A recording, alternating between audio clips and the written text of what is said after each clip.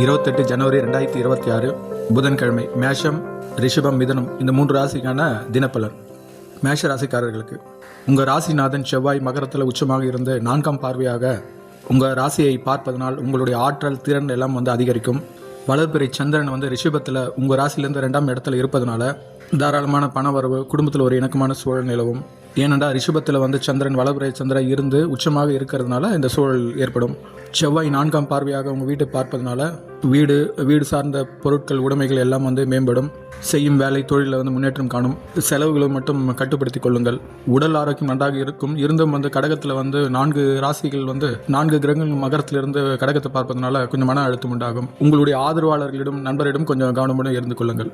இன்று சுமாரான நாள் தான்.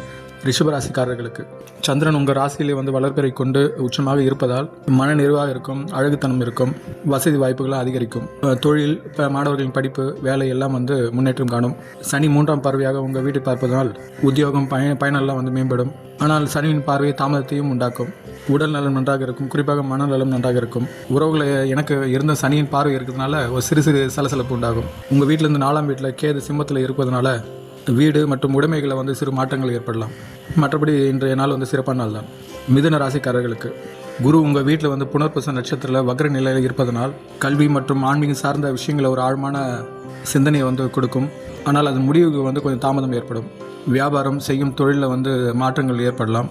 உடல் நலம் சீராக இருக்கும். இருந்தும் குரு ஆன்மீகம் தாக்கம் கொண்டு உங்கள் வீட்டில் இருக்கிறதுனால அது ஒரு விதமாக இணக்கத்தை கொடுக்கும். மற்றபடி வெளிநாட்டு பயண திட்டங்களை கொஞ்சம் கவனமுடன் இருங்கள். இன்றைய நாள் உங்களுக்கு சுமாரான நாள் தான். இந்நாளில் தாங்கள் வாழ்வில் அனைத்து வளங்கள் பெற்று செயற்படும் வாழ எல்லாம் இறைசக்தியை பிரார்த்திக்கின்றேன். இக்காணொலியை பிறரும் பயன்பெற உங்கள் வாட்ஸ்அப் குரூப் பகிர்ந்து கொள்ளுங்கள்.